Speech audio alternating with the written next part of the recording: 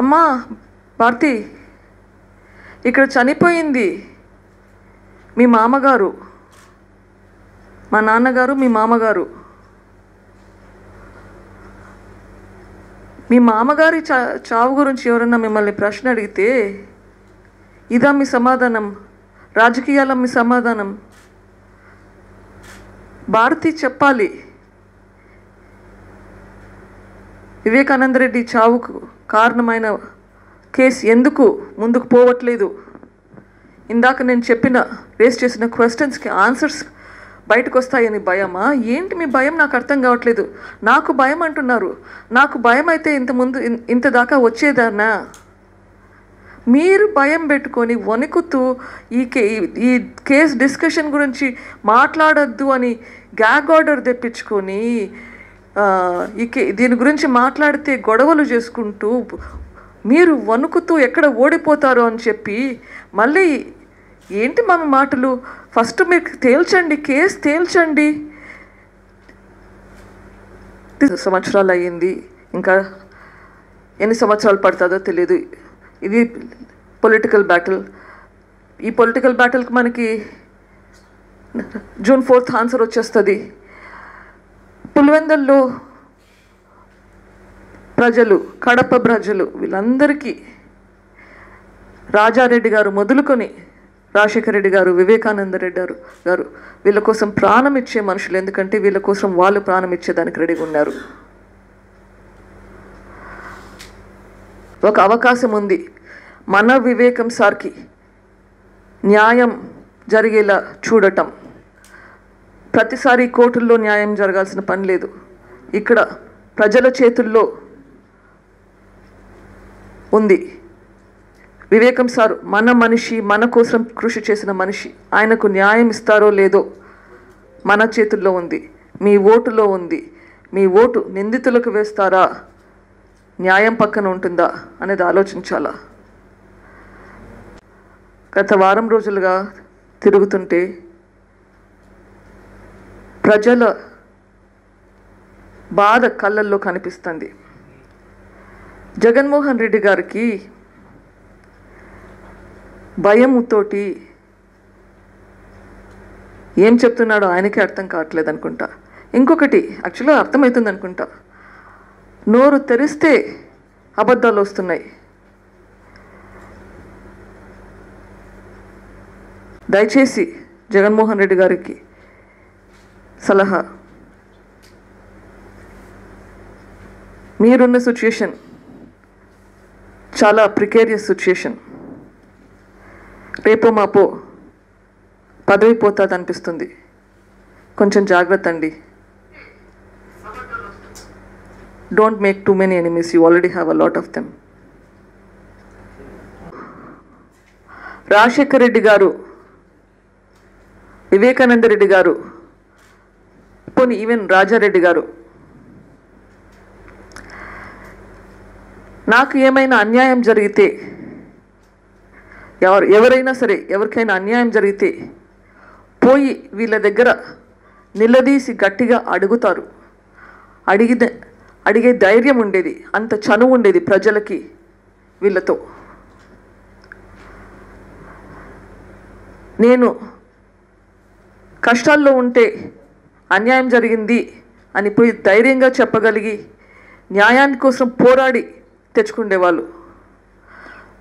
ఒకవేళ పొరపాటున వీళ్ళు తప్పు చేసినా నువ్వు తప్పు చేశావు అని ధైర్యంగా చెప్పగలుగుతారు వీళ్ళ దగ్గరికి వెళ్ళి. అటువంటి రిలేషన్షిప్ ఉండేది రాజశేఖర రెడ్డి గారికి కానీ వివేకానంద రెడ్డి కానీ ప్రజలతోటి.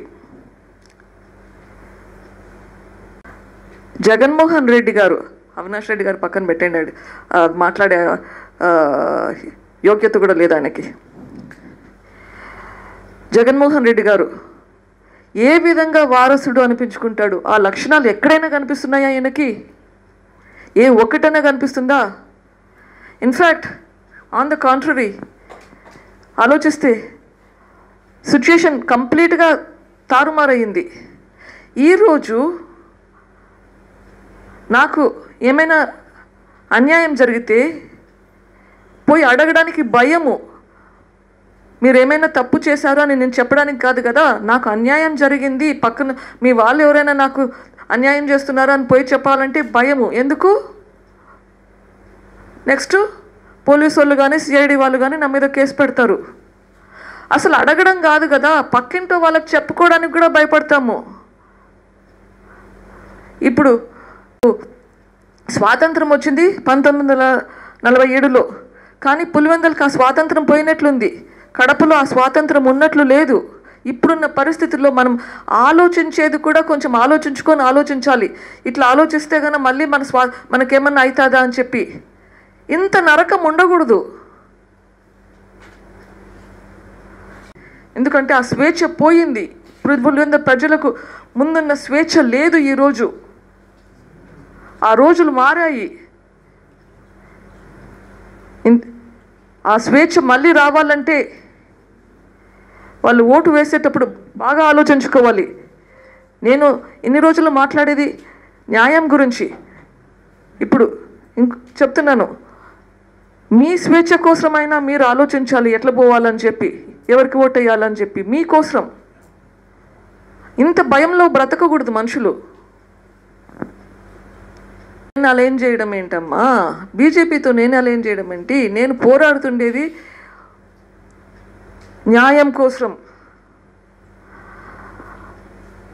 జగన్ గారు న్యాయం కోసం నాతో ఉండాలి. ఎందుకు ఆయన లేడు నేను అడుగుతున్నాను.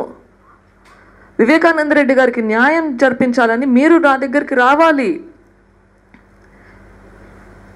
మీ పార్టీ వాళ్ళు నాతో రావడానికి భయపడుతున్నారు. సునీల్ యాదవ్ ఫోన్ చేస్తున్నప్పుడు సునీల్ యాదవ్ ఎక్కడ ఉన్నాడో అవినాష్ రెడ్డి ఇంట్లో ఉన్నట్లుగా చూపిస్తుంది.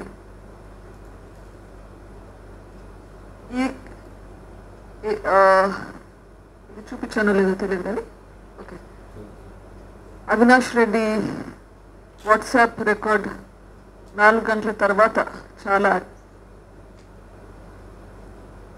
కాల్స్ ఉన్నాయి. ఇక్కడ చూస్తే కనుక ఈ సంఘటన జరిగింది మీ వెనకాల ఆ రూమ్లో.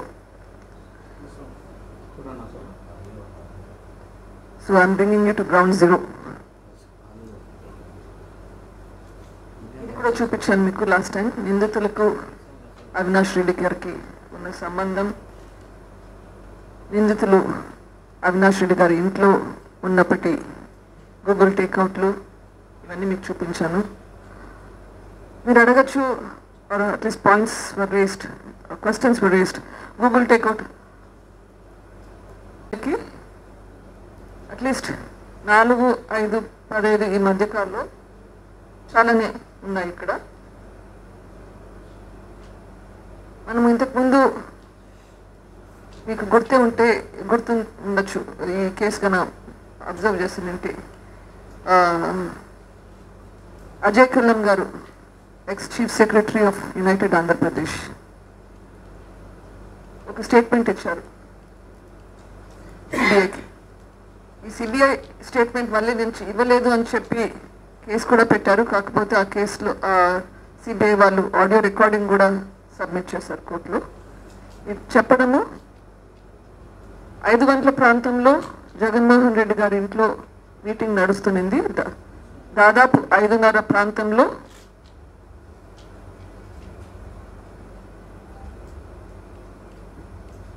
వార్తమ్మ పిలుస్తుందని చెప్పి వెళ్ళి వచ్చి చిన్నాన్న చనిపోయారు అని చెప్పారు.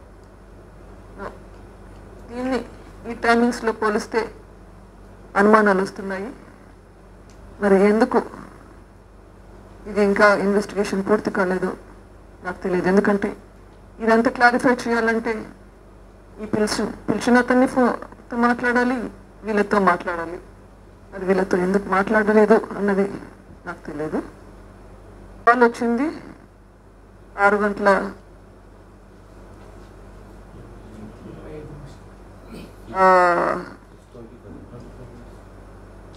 లేదు